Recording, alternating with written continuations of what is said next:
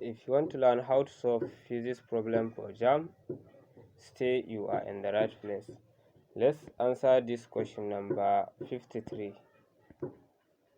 Which of the following material is a good insulator? First, let's explain what insulator is. Insulators are certain materials that do not allow electricity or electrons to pass through them, that they cannot conduct electricity. These materials are called insulators. So let's look at our option. Option A is silver. Silver is a conductor. It allows the passage of electrons through it. B, water. Water also is a conductor. Water conducts electricity.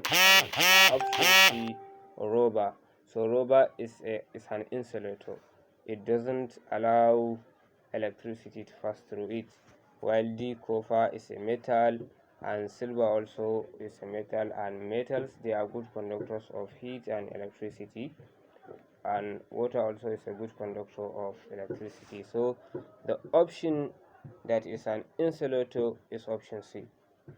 So if you want to learn how to solve this kind of physics problem, kindly go to our bio. There is link that will take you to our YouTube channel.